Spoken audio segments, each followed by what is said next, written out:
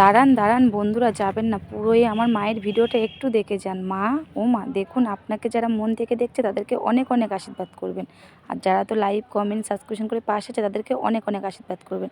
আজকে তো ইতু পুজো, আজকে ইতু পুজো নতুন দিলাম, ওই জন্য আপনাদের মাঝে ভিডিওটা নিয়ে আসলাম। আপনারা কে কে ইতু পুজো করেন আমাকে জানাতে পারেন। ইতু পুজো করা না খুবই ভালো, ওই জন্য আমি তো ঋতু পুজো প্রত্যেক বছর বছর করি। আপনাদের মাঝে আমি ভিডিওটা নিয়ে আসলাম। আর এটা পুরো আমার ঠাকুরঘর, দেখুন আমার ঠাকুরঘরগুলো কীভাবে সাজানো আছে। আমার সাধ্য মতন সাজিয়েছি, আমার যেমন ক্ষমতা আমি তেমন সাজিয়েছি। আপনাদের মাঝে ভিডিওটা পোস্ট করলাম, যদি ভালো লাগে তাহলে একটু আমার মায়ের পাশে, আমার পাশে থেকে আমাদেরকে এগিয়ে নিয়ে যাবেন। আর আমার পরিবারের তরফ থেকে সবাইকে অনেক অনেক ধন্যবাদ রইল, অনেক অনেক ভালোবাসা রইল। আমার আর আমার মায়ের এতটা পাশে থাকার জন্য অসংখ্য অসংখ্য ধন্যবাদ সবার জন্য রইল। সবাইকে জয় শ্রী লক্ষ্মী, জয় শ্রী লক্ষ্মী, জয় শ্রী লক্ষ্মীনারায়ণ।